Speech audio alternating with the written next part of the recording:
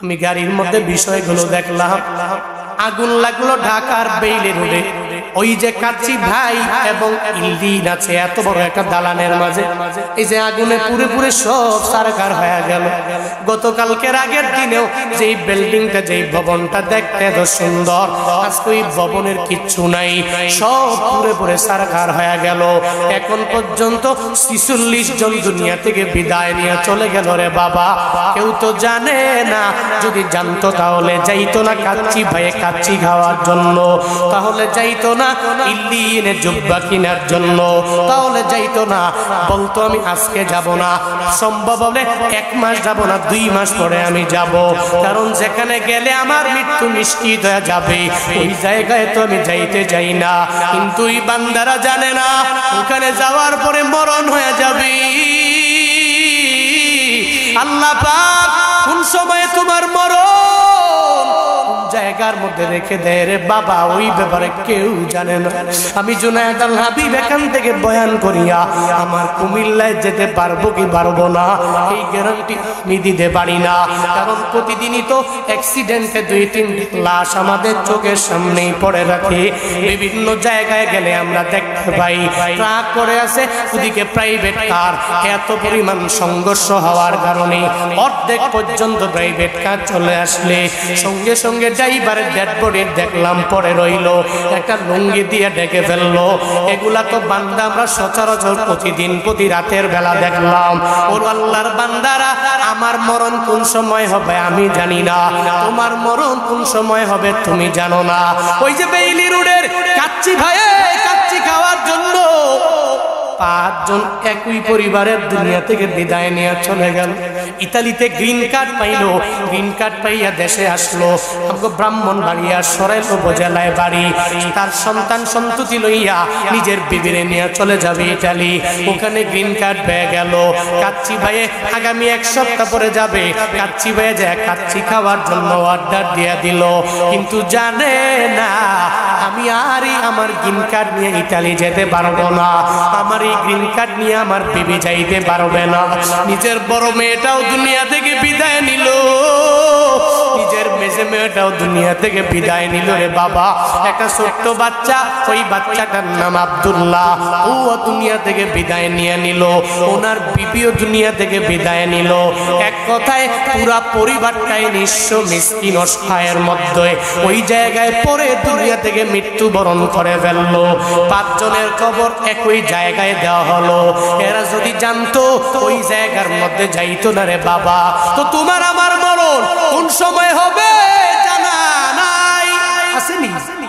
কেউ জানে না, কোনো ডাক্তার বলতে পারবে না, কেউ পারবে না। তো এখন থেকেই তুমি ফজরের নামাজটা বা জামাতে পড়া, এরপরে তুমি সূরা হাসর শেষ 3 আয়াত পড়ে নাও।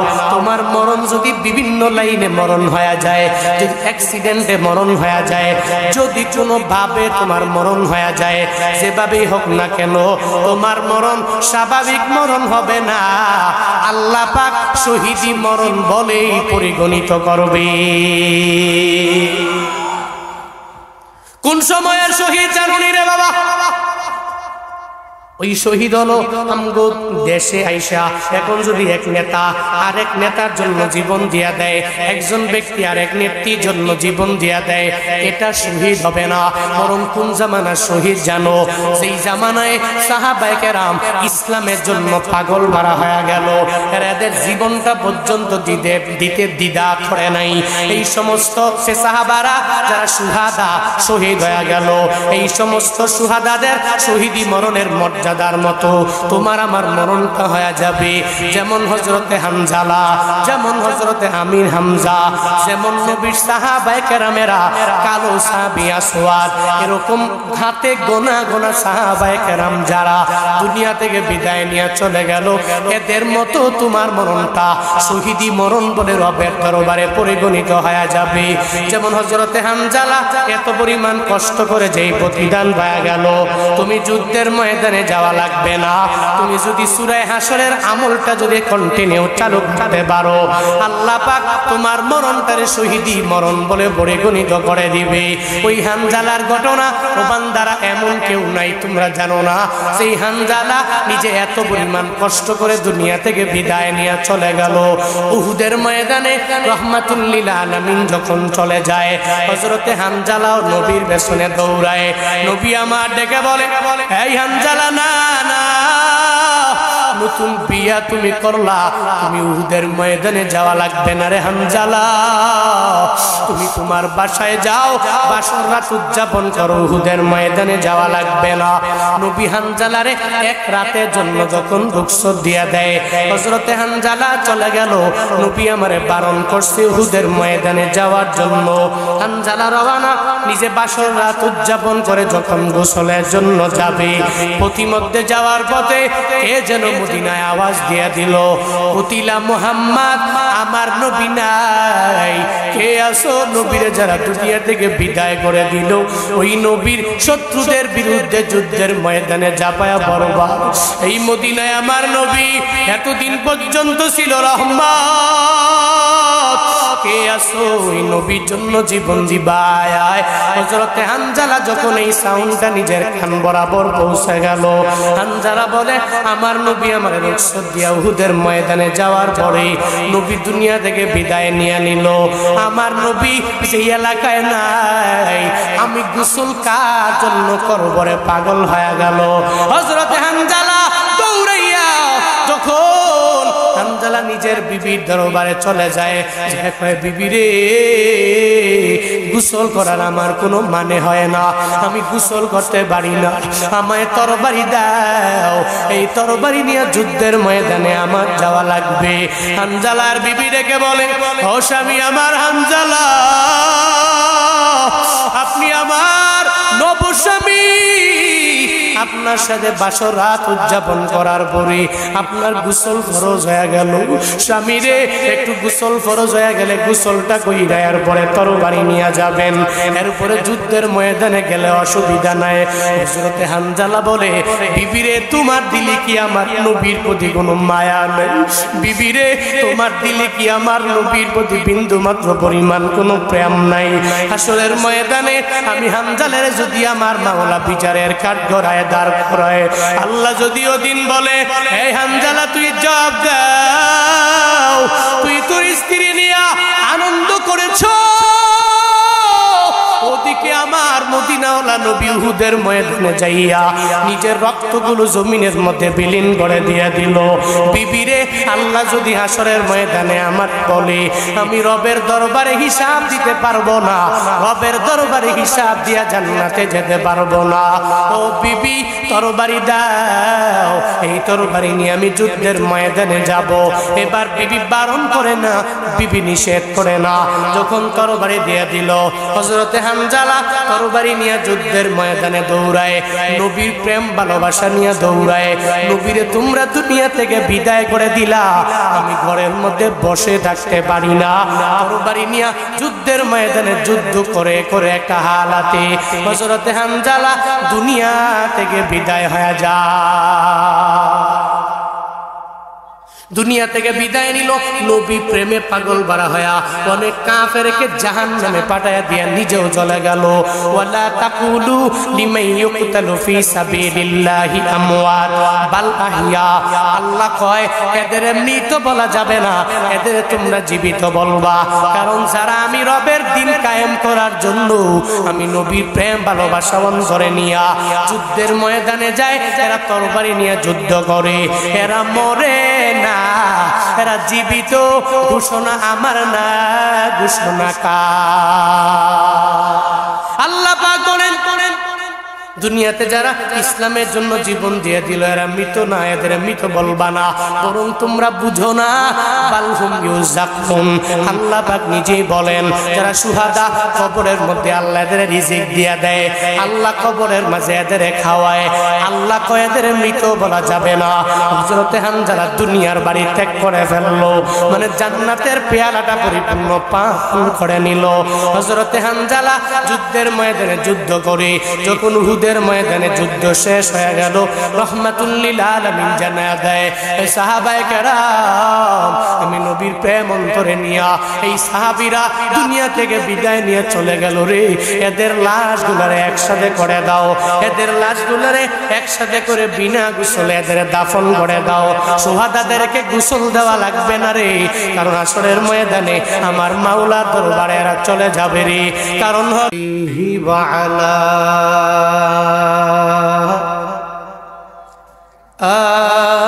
আলিহি ওয়া আসহাবি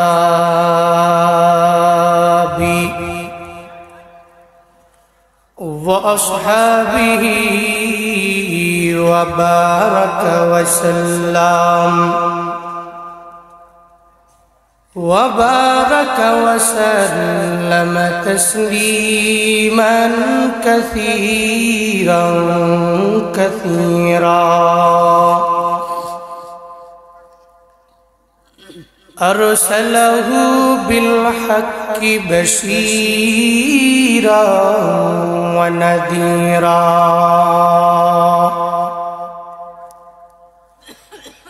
وداعيا إلى الله بإذنه وسراجا منيرا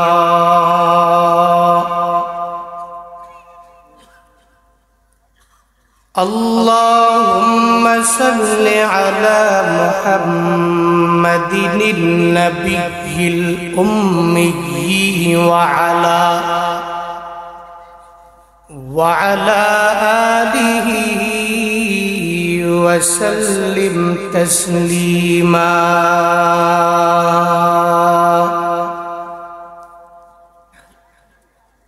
وبعد فأعوذ بالله من الشيطان الرجيم بسم الله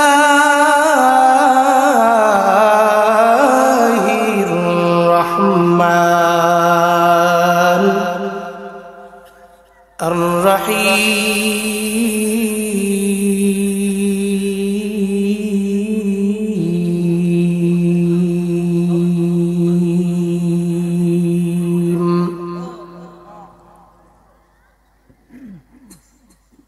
هو الله الذي لا إله إلا هو عالم الغيب والشهادة هو الرحمن الرحيم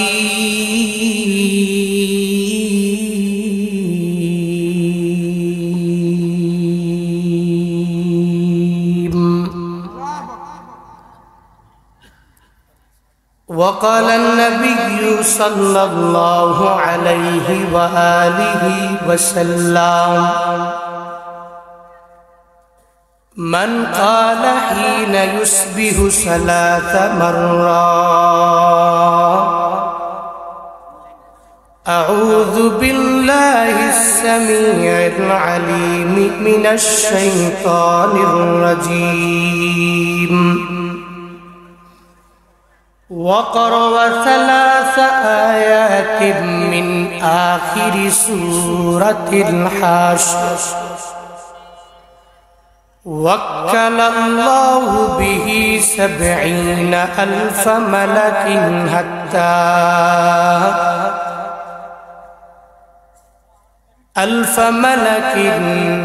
حتى يمسيا وإن مات في ذلك اليوم مات شهيدا وإن قالها حين يمسي كان بتلك المنزلة أو كما قال नबी अलैहिस्सलातु वस्सलाम।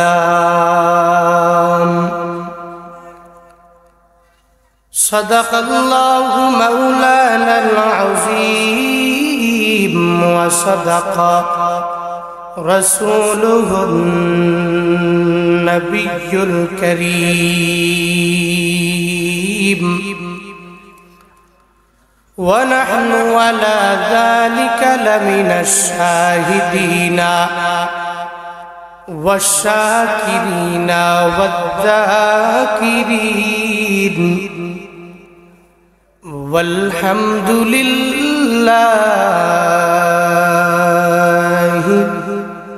रब्बिल आलमीन।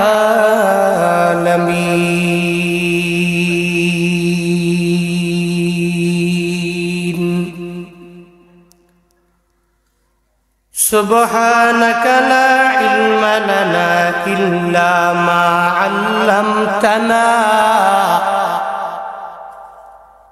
इन्नका अंतल अलीमुल हकीम।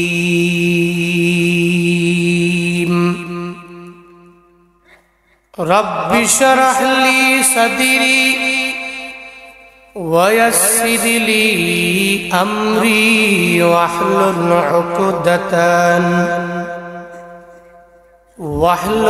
उक़दतम मिन लिसानी यफ़क़हू क़ौली।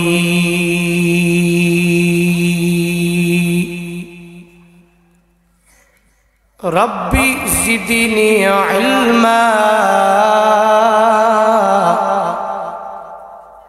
रब्बि ज़िदनी इल्मा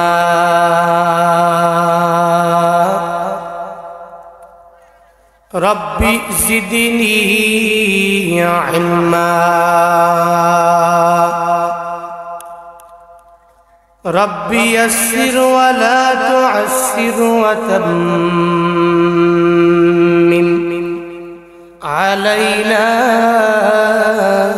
बिल खैर।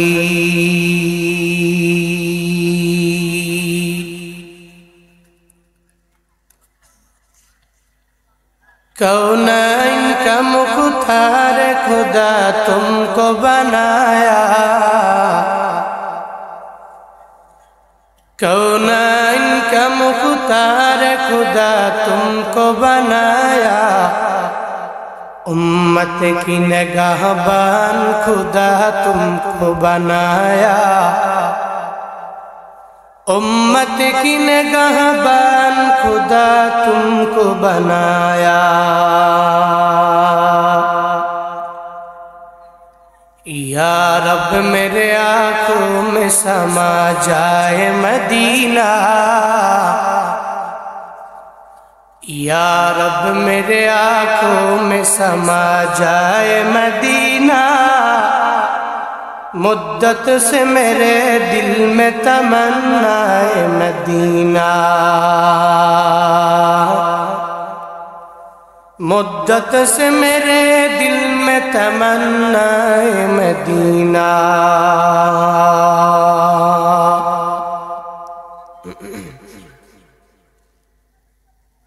ঐতিহ্যবাহী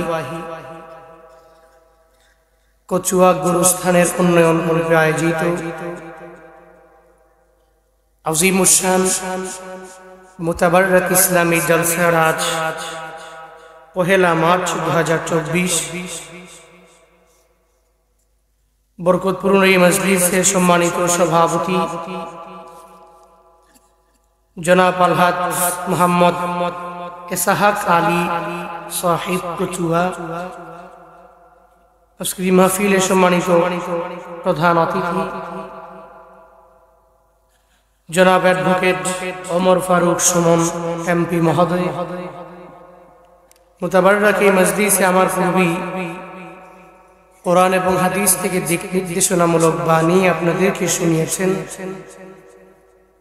দুর্গাহাটা কেন্দ্রীয় জামে মসজিদ গাবতলী বগুড়ায় সম্মানিত খতিব, উদীয়মান তরুণ আলোচক হযরত মাওলানা মুহাম্মদ সামিউল ইসলাম ইউসুফী দামাত বারাকাতুহুম কথা বলেছেন কচুয়া পূর্বপাড়া জামে মসজিদের সম্মানিত পেশ ইমাম হযরত মাওলানা মুহাম্মদ নাসিরউদ্দিন দামাত বারাকাতুহুম কথা বলেছেন কচুয়া পশ্চিমপাড়া জামে মসজিদের সম্মানিত পেশ ইমাম হযরত মাওলানা মুহাম্মদ খায়রুল ইসলাম দামাত বারাকাতুহুম। আজকের মাহফিলে সম্মানিত সহ সভাপতি অনেকের এখানে নাম রয়েছে। প্রোগ্রামটি বাস্তবায়ন করার জন্য সফলতার সর্বোচ্চ শিখরে পৌঁছানোর লক্ষ্যে যুবকদের অক্লান্ত পরিশ্রম রয়েছে। মুরব্বীদের দিক নির্দেশক অনেক বাণী এদের ব্যাকগ্রাউন্ডে রয়েছে, যাদের অক্লান্ত পরিশ্রমে আজকের এই মাহফিল দাঁড়িয়েছে। এত সুন্দর একটি বেহেশতের বাগান আপনারা উপহার হিসেবে পেয়েছেন। শুরুতে আমাকে উচ্চ কণ্ঠে উচ্চ আওয়াজে জবাব দিবেন, মুতাবাররাক এই মজলিস পেয়ে আপনারা খুশি না বেজা? কি একটু একটু খুশি না বেশি খুশি? আজকের এই মাহফিলের আয়োজন যারা করেছেন, আল্লাহ প্রত্যেককে দুনিয়া এবং আখিরাত উভয় জগতে কল্যাণকামীদের অন্তর্ভুক্ত বানিয়ে দেন। সকলেই বলি আমিন। সর্বোপরি শুকর আদায় করছি দয়াময় ওই রবের, যে আল্লাহ পাক আমাদেরকে এই ফিতনা ফাসাদের জামানায় বিভিন্ন ফিতনা থেকে ফারেক করে দুনিয়ার ঝামেলার দিকে মুহতাজ না করে রহমাতুল লিল আলামিনের হাদিসের ভাষ্যমতী বেহেশতের বাগানে আসার বসার, কিছু বলার এবং শোনার মতো তৌফিক দান করেছেন। ওই রবের দেওয়া জবান দিয়ে, শক্তি দিয়ে, রবের শেখানো কালিমাত শুকর সকলে প্রাণ খুলে মন উজাড় করে চিল্লায় একবার করে সমস্বরে পড়ি আলহামদুলিল্লাহ। আল্লাহকে রাজি করার লক্ষ্যে আবারও চিল্লায় পড়ি আলহামদুলিল্লাহ। সকলে আমার সাথে পড়ুন আলহামদুলিল্লাহ হামদান কাসীরা তাইয়িবান মুবারাকান ফি ইয়া রাব্বি লাকাল হামদু কামা ইয়ানবাগি লিজালালি ওয়াজহিকা ওয়া আযীমি সুলতানিকা লাকাল হামদু বিল কুরআন লাকাল হামদু বিল ইসলাম লাকাল হামদু বিল ঈমান। আমরা প্রশংসা করলাম কার? আর একটু জোরে বলেন। দুনিয়াতে মেম্বারের প্রশংসা করলে যদি মেম্বার সন্তুষ্ট হয়, চেয়ারম্যানের প্রশংসা করলে যদি চেয়ারম্যান সন্তুষ্ট হয়, কোন বক্তার প্রশংসা করলে যদি বক্তা সন্তুষ্ট হয়, ওই আল্লাহর যদি কোনো বান্দা রবের প্রশংসা করে, আল্লাহর প্রশংসা করে, আল্লাহ কি সন্তুষ্ট হয় না? এজন্য মুমিন সর্বহালাতে প্রশংসা করে কার? ধনী অবস্থায়, মধ্যবিত্ত হয়ে গেলে, গরিব, মিসকিন, কার করে? আল্লাহ পাক। আল্লাহ যা দিয়েছেন মুমিন তার উপরে সন্তুষ্ট থাকে। মুমিন বলে আপনি যা দিয়েছেন এতটুকুতেই আমি কাফি, যথেষ্ট, আমার আর বেশি কিছু লাগে না। এটা প্রত্যেকটা মুমিনের বাণী হওয়া চাই। মুমিন কখনো ডিপ্রেশনে পড়ে না, মুমিন কখনো হতাশায় পড়ে না। মুসলমানদের কোন যুবকেরা কশিনকালেও আত্মহত্যা করতে পারে না। কোন ব্যক্তি মুসলমানদের ধর্মের, ইসলাম ধর্মের অনুসারী হয়ে সুইসাইড করতে পারে না, কারণ তারা ভরসা করে কার উপরে? তারা প্রশংসা করে কার? তারা মনে করে আমার ভালো, আমার খারাপ সমস্ত কিছু কার পক্ষ থেকে? আর একটু জোরে করে পড়েন, কার পক্ষ থেকে? আল্লাহ পাকের পক্ষ। এজন্য আমরা সর্বহারাতে রবের প্রশংসা করব। রাজি আছি তো ইনশাআল্লাহ? আল্লাহ পাক সেই তৌফিক আমাদের সব ভাইকে দান করেন। জোরে পড়েন আমিন। আর একটু আওয়াজ করে আপনারা একটু জোরে জোরে পড়তে হবে এবং তাসবিহগুলো জপতে হবে। পারবেন? পারবেন ইনশাআল্লাহ? পড়েন সুবহানাল্লাহ, আরো জোরে পড়েন আলহামদুলিল্লাহ, আরো জোরে আল্লাহকে বড় করেন, চিল্লায় পড়েন আল্লাহু আকবার। কি গুনাহ হয়েছে? মুসলমান এরকম তাসবিহগুলো যখন জপে তখন তার ঈমানটা অটোমেটিক বৃদ্ধি পায়। যেমন সাহাবায়ে কেরামের বৃদ্ধি পাইত, যেমন তাবেঈনদের বৃদ্ধি পাইত, যেভাবে তাবেঈনদের বৃদ্ধি পাইত। ঈমানের কথা যখন এরা শুনতো, এরা নিজেকে ধরে রাখতে পারতো না, সোজা বসা থেকে লাফ দিয়া দাঁড়াইয়া যায়। এটা ছিল এদের ঈমানের বহিঃপ্রকাশ। ঈমানের কথা শুনলে একজন মুমিন বসে থাকে না, বরং সে লাফ দিয়ে ওই স্থান থেকে দাঁড়িয়ে যায়। রাহমাতুল লিল আলামিন মসজিদে নববীর মধ্যে বসে একদিন বয়ান করেন। একটা গ্রাম্য সাহাবী রাহমাতুল লিল আলামিনের দরবারে চলে গেল, যা বলে, ও মুহাম্মদ, তোমার কাছে যে দেও যে তোমারে গীত শোনায়, আমার ওই গীত একটু শোনাইবানি। ওই গীত আমার বড় শুনবার মন চায়, তুমি আমার একটু শুনাইয়া দাও, এই গীত আমার শোনা লাগবে।